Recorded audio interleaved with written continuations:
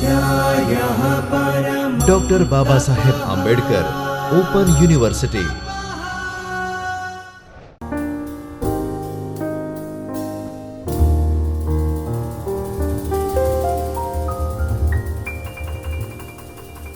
નમસ્કાર વિદ્યાર્થી મિત્રો, હું આપ લોકોનું વિડીયો રેકોર્ડિંગની અંદર હાર્દિક સ્વાગત કરું છું. આપણે સંચાલકીય હિસાબી પદ્ધતિ TY BComનો જે વિષય છે એ વિષય અગાઉ સમજી ચૂક્યા છીએ. એમાં આપને મોડ્યુલ 1 જેમાં સંચાલકીય હિસાબી પદ્ધતિ અને નાણાકીય પત્રકોનું વિશ્લેષણ આ જે પ્રથમ યુનિટ છે એ વિશે આપણે સમજતા હતા, જેમાં મેં સંચાલકીય હિસાબી પદ્ધતિ શું છે અને સંચાલકીય હિસાબી પદ્ધતિના લક્ષણો, એનું કાર્યક્ષેત્ર એ બાબતે આપણે થોડુંક સમજ્યા હતા. આજે આપણે એ સંચાલકીય હિસાબી પદ્ધતિની અંદર આગળના જે મુદ્દાઓ છે એ સમજવાની કોશિશ કરીએ. સંચાલકીય હિસાબી પદ્ધતિ જે છે એ કોઈ પણ પ્રકારની નાણાકીય પરિસ્થિતિ અને પડતરની જે પણ પરિસ્થિતિ છે એ પડતરની અને નાણાકીય પરિસ્થિતિનો એક અહેવાલ જે છે એ અહેવાલ સંચાલકો સમક્ષ એ રીતે રજૂ કરવામાં આવે છે કે જેને આધારે સંચાલકો કંપની, પેઢી અને કોઈ પણ સંસ્થા છે એ સંસ્થાનો સારામાં સારો ઉપયોગ કર્યા બાદ અને એ સંસ્થાને વધુ સ્ટ્રેન્થન કરે છે, વધુ મજબૂત બનાવે છે. તો સંચાલકો જે છે એ સંચાલકો માટે આ સંચાલકીય હિસાબી પદ્ધતિ એ ખૂબ જ ઉપયોગી સાબિત થાય છે. તો આપણે સંચાલકીય હિસાબી પદ્ધતિની અંદર સૌથી પહેલાં જે કાર્યફરજો જે છે એ આપણે અગાઉ સમજેલા છીએ, જવાબદારીઓ. અહીંયા આપણે સંચાલકીય હિસાબી પદ્ધતિના સાધનો અને રીત એ સમજવાની કોશિશ કરીએ. હવે સંચાલકીય હિસાબી પદ્ધતિની ઘણા બધા પ્રકારની રીત છે અને એ સંચાલકીય હિસાબી પદ્ધતિની મેથડ જે છે, એના જે સાધનો જે છે એમાં ઘણી બધી રીત જે છે એને કઈ રીતે એનો ઉપયોગ કરી શકાય, ક્યારે એનો ઉપયોગ કરી શકાય અને ક્યારે એની જરૂરિયાત ઊભી થાય. દાખલા તરીકે પ્રમાણ પડતર પદ્ધતિ છે. હવે પ્રમાણ પડતર પદ્ધતિ જે છે એ કોઈ પણ પ્રકારના ખર્ચાઓનું પ્રમાણસર ઉપયોગ કેવી રીતે થાય છે, અથવા તો એનું પ્રમાણ શું છે એ જાણવા માટે પ્રમાણ પડતર પદ્ધતિનો ઉપયોગ થાય છે.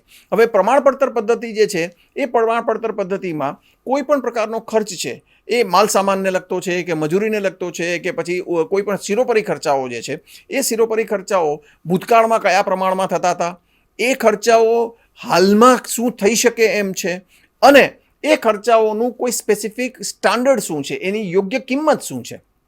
દાખલા તરીકે કાચો માલ છે, એ કાચો માલ જે છે એ હાલમાં હું ખરીદવા જાઉં તો એ કાચો માલ કોઈ પણ એક્સ પ્રાઇઝે અવેલેબલ હોય, ભૂતકાળમાં એ જ ખર્ચ જે છે એ કોઈ વાય પ્રાઇઝે અવેલેબલ હતો અને એનું જે ચોક્કસ પ્રમાણ જે છે કોઈ એક ખર્ચનું એ કોઈ ઝેડ પ્રમાણ હોય. તો આ ચોક્કસ પ્રમાણને અંતરે એમની વચ્ચેનો શું ડિફરન્સ છે અને એ ડિફરન્સ જે તફાવત છે એ તફાવતને જાણ્યા બાદ તમે તમારા ખર્ચને અથવા તો તમારી કોસ્ટ જે છે, પડતર જે છે એ પડતરને તમે ચોક્કસ રીતે ડિઝાઇન કરી શકો છો, એને ચોક્કસ રીતે તમે અવલંબી શકો છો. તો પ્રમાણ પડતર પદ્ધતિ જે છે એ એકચ્યુઅલી તમારા કોઈ પણ પ્રકારના પડતરના ભાગને કંટ્રોલ કરવા માટે, અંકુશ કરવા માટે અને એને યોગ્ય રીતે ઉપયોગમાં, તમારી જે પણ રોકડ છે એને યોગ્ય રીતે ઉપયોગમાં લેવા માટે પ્રમાણ પડતર જે છે એ તમને ઉપયોગમાં આવી શકે છે. સીમાંત પડતર પદ્ધતિ એ શું છે? તો કે સીમાંત પડતર પદ્ધતિ એ એકચ્યુઅલી સીમાંત પડતર પદ્ધતિનો મતલબ એ છે કોઈ પણ પ્રકારના જે વેરિયેબલ એક્સપેન્ડિચર્સ છે, ચાલુ ખર્ચા જે છે એ ચાલુ ખર્ચા એટલે સીમાંત ખર્ચા થાય છે.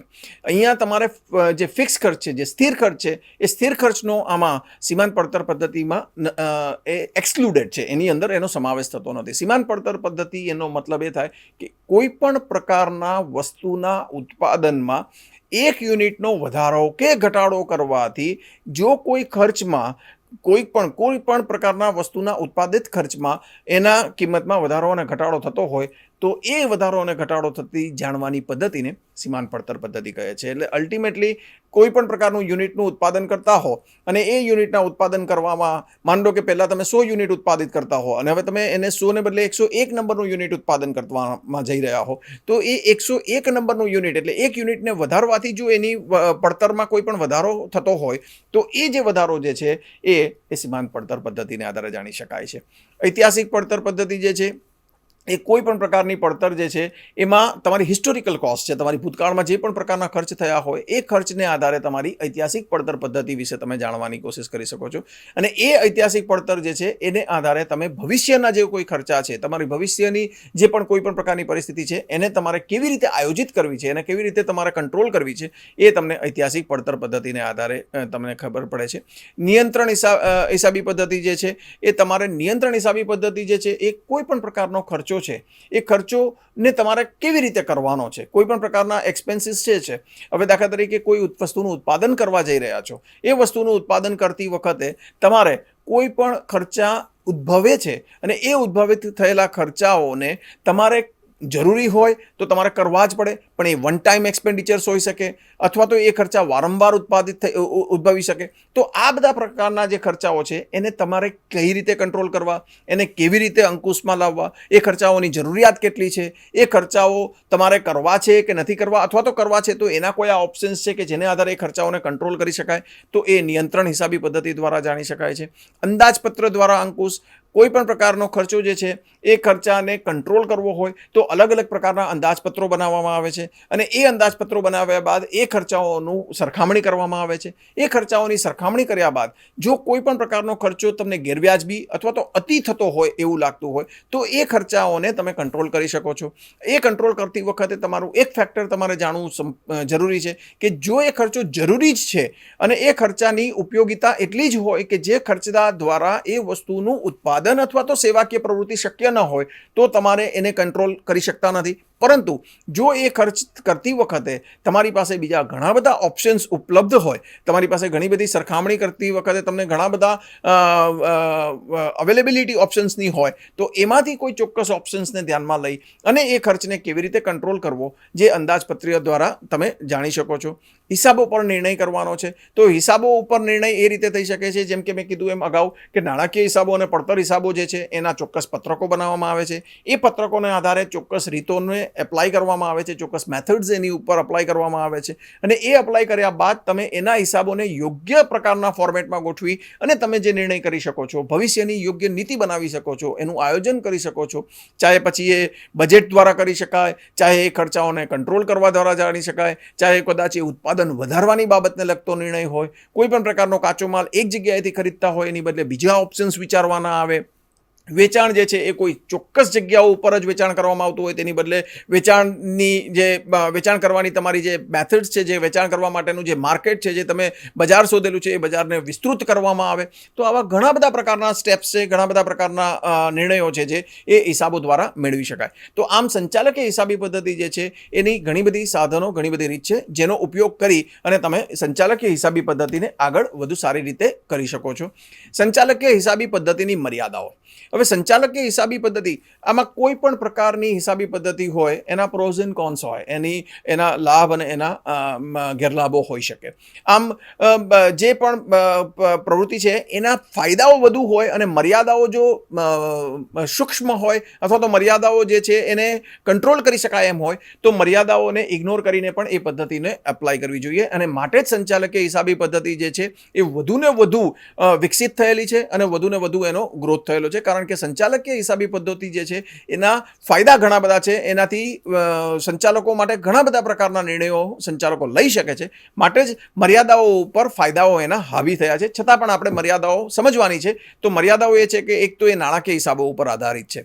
બહુ સાચી વાત છે, કારણ કે સંચાલકીય હિસાબી પદ્ધતિમાં પહેલી જ વસ્તુ એ આવે છે કે કોઈ પણ પ્રકારની રો ઇન્ફોર્મેશન્સ, કાચી માહિતી વગર એ સંચાલકીય હિસાબી પદ્ધતિના નિર્ણયો શક્ય નથી. એટલે સંચાલકો ત્યારે જ કોઈ નિર્ણયો કરી શકે છે અથવા તો સંચાલકીય હિસાબની ત્યારે જ કોઈ પ્રકારનું ડિસિઝન લઈ શકે છે અથવા તો અર્થઘટન કરી શકે છે જ્યારે એની પાસે કોઈ ચોક્કસ પ્રકારની માહિતી અવેલેબલ હોવી જરૂરી છે. એમ નાણાકીય હિસાબો અને પડતર હિસાબી પદ્ધતિઓ દ્વારા જે પણ પ્રકારના પત્રકો બનાવવામાં આવેલા છે એ પત્રકો જ્યાં સુધી એમની સમક્ષ હાજર નહીં હોય ત્યાં સુધી એ સંચાલકો માટે કોઈ પણ ચોક્કસ પ્રકારની માહિતીનું અર્થઘટન કરવાનું સ્વરૂપ આપી નહીં શકે.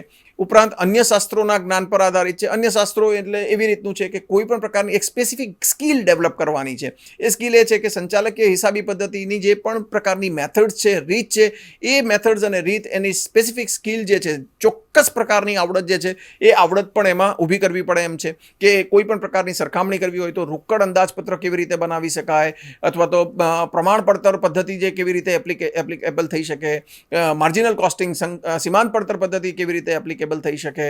તો આ બધી જે સ્પેસિફિક સ્કિલ છે એ સ્કિલ એને અંદર તમારે મેળવવી પડે છે, અને એ મેળવ્યા બાદ એને આધારે તમે સંચાલકીય હિસાબી પદ્ધતિ ઉપર તમારું ફોકસ પાડી શકો છો.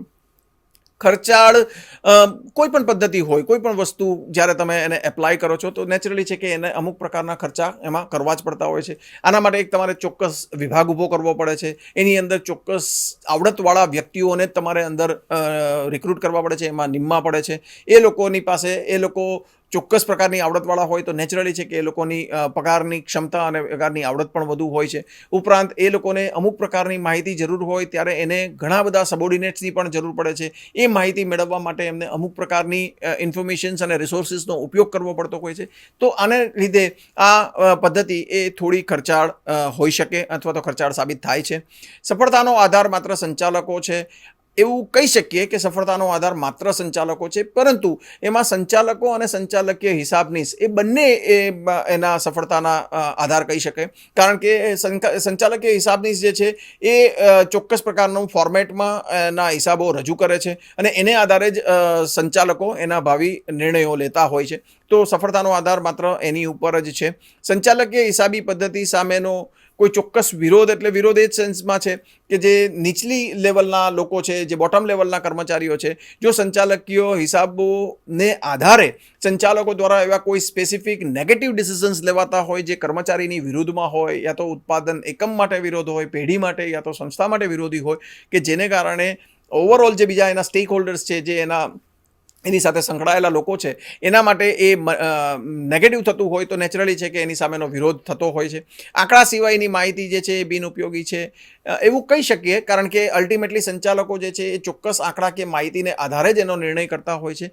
પરંતુ અમુક વખત જે છે એ મેનેજમેન્ટ ડિસ્કશન અને મેનેજમેન્ટ ડિસિઝન જે છે એ એની બીજી માહિતી દ્વારા પણ સંચાલકો એના નિર્ણયો લેતા હોય છે.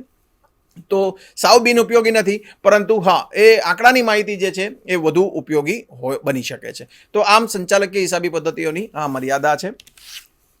હવે આપણે તફાવત સમજીએ કે સંચાલકીય હિસાબી પદ્ધતિ અને નાણાકીય હિસાબી વચ્ચેનો શું તફાવત છે.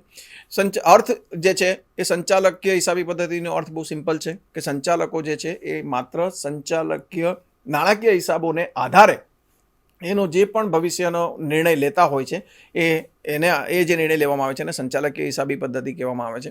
જ્યારે નાણાકીય હિસાબી પદ્ધતિ જે છે એ કોઈ પણ પ્રકારના આર્થિક વ્યવહારોને ચોક્કસ પ્રકારના સ્વરૂપમાં તૈયાર કરીને નાણાકીય પત્રકો તૈયાર કરવાનું જે કામ છે એ નાણાકીય હિસાબી પદ્ધતિ છે. હેતુ જે છે સંચાલકીય હિસાબી પદ્ધતિનો હેતુ એ છે કે કંપનીને સદ્ધર કરવાનું, કંપનીના ભવિષ્યના નિર્ણયો કરવાના, અને એ ચોક્કસ હિસાબો દ્વારા કંપનીનું અને પેઢીનું ઉત્તરોત્તર પ્રગતિ તરફ લઈ જવા માટેનો મુખ્ય હેતુ છે. નાણાકીય હિસાબી પદ્ધતિનો મુખ્ય હેતુ એ છે કે જે પણ આર્થિક વ્યવહારો ધંધામાં થાય છે એના આર્થિક વ્યવહારોને ચોક્કસ સ્વરૂપમાં રજૂ કરી ચોક્કસ પત્રકોમાં આપવાનો મુખ્ય હેતુ છે. મુદત જે છે એ સંચાલકીય હિસાબી પદ્ધતિ એવું કોઈ સ્પેસિફિક ચોક્કસ મુદત હોતી નથી. કોઈ પણ પ્રકારનો જે ઇન્ફોર્મેશન્સ છે, જે માહિતી આપવામાં આવે છે, એ માહિતીને આધારે ચોક્કસ સમયગાળામાં એનું રજૂ કરવામાં આવે છે. જ્યારે નાણાકીય હિસાબી પદ્ધતિ છે એનો આમ ચોક્કસ મુદત એ છે કે કોઈ ફાઇનાન્શિયલ યર, કોઈ નાણાકીય વર્ષની જ નાણાકીય હિસાબી પદ્ધતિ નક્કી કરવામાં આવે છે. નાણાકીય વર્ષ એ પેઢીએ જે પણ નક્કી કર્યું હોય, જાન્યુઆરીથી ડિસેમ્બર પણ હોઈ શકે, એપ્રિલથી માર્ચ પણ હોઈ શકે, યા તો જુલાઈથી જૂન પણ હોઈ શકે. કોઈ પણ ચોક્કસ નાણાકીય વર્ષના મુદતમાં નક્કી થતું હોય છે. હા, એ મુદતની અંદર પણ એ નાણાકીય વર્ષ નક્કી કર્યા હોય એમાં પણ કદાચ એવું બને કે દર 3 મહિને, દર 6 મહિને, દર 9 મહિને એવી ઇન્ફોર્મેશન્સ પ્રોવાઈડ કરી શકતા હોય, યા તો જે પણ પ્રકારની સંચાલકોની જરૂરિયાત હોય એ જરૂરિયાત પ્રમાણે એની મુદત પ્રમાણે હિસાબો રજૂ કરી શકાતા હોય છે યા તો માહિતી આપી શકાતી હોય છે. ઉપયોગિતા જે છે એ સંચાલકીય હિસાબી પદ્ધતિ જે છે એ કમ્પ્લીટલી નાણાકીય હિસાબી પદ્ધતિ ઉપર ડિપેન્ડેન્ટ છે. એટલે એની ઉપયોગિતા નાણાકીય હિસાબો ઉપર જ નિર્ભર છે. નાણાકીય હિસાબો જે રીતે આપવામાં આવે છે એને આધારે સંચાલકીય હિસાબી પદ્ધતિ જે છે એ હિસાબોનું એનાલિસિસ કરી અને એને નિર્ણય કરતો હોય છે. તો એની ઉપયોગિતા એ સાબિત થાય છે. નાણાકીય હિસાબી પદ્ધતિની ઉપયોગિતા એ છે કે એ હિસાબો ચોક્કસ હોવા જરૂરી છે અને કારણે એ જ હિસાબો ને આધારે જ ભવિષ્યના નિર્ણયો થવાના છે. એટલે જો એમાં ક્યાંય પણ પ્રકારની ગફલત હોય અથવા તો ખોટા થયેલા હોય તો તેને કારણે ભવિષ્યના નિર્ણયો પણ ખોટા થવાની પોસિબિલિટીઝ છે. કાનૂની જરૂરિયાતમાં સંચાલકીય હિસાબી પદ્ધતિમાં જે છે એ અમુક પ્રકારના જે પત્રકો છે એ રિક્વાયરમેન્ટ છે, જેમાં કેશ ફ્લો સ્ટેટમેન્ટ જે છે એ મેન્ડેટરી કમ્પલસરી છે કે જે સંચાલકીય હિસાબી પદ્ધતિ દ્વારા એ તૈયાર થતું હોય છે. તો એને એ રજૂ કરવું જરૂરી છે. નાણાકીય હિસાબી પદ્ધતિની કાનૂની જરૂરિયાત એ છે કે દર પિરિયોડિકલી, આમ તો દર 3 મહિને as per the company register અને કંપની ઓફ ધ કોર્પોરેટ અફેર્સના નિયમો પ્રમાણે એ નાણાકીય હિસાબો અનઓડિટેડ જે અકાઉન્ટ્સ છે, બિન ઓડિટ થયેલા જે હિસાબો છે એ તમારે દર 3 મહિને રજૂ કરવાના છે. અને એ હું જે બોલું છું એ કંપનીઓ માટે બોલું છું. એમાં પ્રાઇવેટ અને પબ્લિક બધી જ કંપનીઓનો સમાવેશ થાય છે. અને એમાં દર વર્ષે એને ઓડિટેડ અકાઉન્ટ્સના રિઝલ્ટો પણ જમા કરાવવાના હોય છે, રજૂ કરવાના હોય છે. નમૂનો જે છે સંચાલકીય હિસાબી પદ્ધતિ જે છે એમાં કોઈ એવા સ્પેસિફિક પત્રકો નથી, પરંતુ હા એમાં જે કાનૂની જરૂરિયાત પ્રમાણેનું પત્રક છે, જેમ કે કેશ ફ્લો સ્ટેટમેન્ટ તમને મેં કીધું એ રોકડ પ્રવાહ પત્રક, તે રોકડ પ્રવાહ પત્રકનું એક ચોક્કસ પત્રક ચોક્કસ આપેલો છે, એનો નમૂનો છે. એવી જ રીતે નાણાકીય હિસાબી પદ્ધતિમાં જે પણ વાર્ષિક હિસાબો બનાવવા માટેના જે ચોક્કસ પત્રકોના નમૂના છે તો એ એમાં છે. પરંતુ સંચાલકીય હિસાબી પદ્ધતિમાં એ સિવાયના પત્રકો માટે એવા કોઈ સ્પેસિફિક ચોક્કસ નમૂના નથી. રકમ સંચાલકીય હિસાબી પદ્ધતિ અને નાણાકીય હિસાબી પદ્ધતિ વચ્ચેની જે ચોક્કસ આપલે જે છે એને રકમ એટલે નાણાકીય વ્યવહારો થતા હોય છે તો એને આધારે હોય છે. રજૂ થતી જે બાબતો જે છે સંચાલકીય હિસાબી પદ્ધતિમાં જે રજૂ થતી બાબતો જે છે એ કોઈ પણ પ્રકારના અર્થઘટનના સ્વરૂપમાં એમાં પણ હોઈ શકે. નાણાકીય હિસાબી પદ્ધતિ જે છે એની રજૂ થતી બાબતો જે છે એ ચોક્કસ પત્રકોમાં રકમ નાણાકીય સ્વરૂપમાં હોઈ શકે. આધાર જે છે સંચાલકીય હિસાબી પદ્ધતિનો આધાર, જેમ કે મેં અગાઉ કીધું એમ, એ નાણાકીય હિસાબી પદ્ધતિ છે, કારણ કે એને દ્વારા મળેલી માહિતીને આધારે જ સંચાલકો સમક્ષ એ ચોક્કસ સ્વરૂપમાં રજૂ કરવામાં આવે છે અને એને આધારે એના ભવિષ્યના નિર્ણયો કરતા હોય છે. જ્યારે નાણાકીય હિસાબી પદ્ધતિ જે છે એનો આધાર જે છે એ નાણાકીય વ્યવહારો છે. નાણાકીય વ્યવહારોને આધારે જ એ હિસાબો તૈયાર કરવામાં આવતા હોય છે અને એના પત્રકો તૈયાર કરવામાં આવતા હોય છે.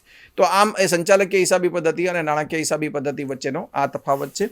આના પછી જે તફાવત છે એ સંચાલકીય હિસાબી પદ્ધતિ અને પડતર હિસાબી પદ્ધતિ વચ્ચેનો તફાવત છે. સંચાલકીય હિસાબી પદ્ધતિ વિશે આપને હવે ખ્યાલ છે જ. ખાલી પડતર હિસાબી પદ્ધતિ અને સંચાલકીય હિસાબી પદ્ધતિ વચ્ચેનો શું ડિફરન્સ છે? હેતુ સંચાલકોને ભવિષ્યના નિર્ણયો કરવાનો અને ભવિષ્યના સાચા અને ભવિષ્યના ઉત્તરોત્તર પ્રગતિના નિર્ણયો કરવાનો હેતુ છે.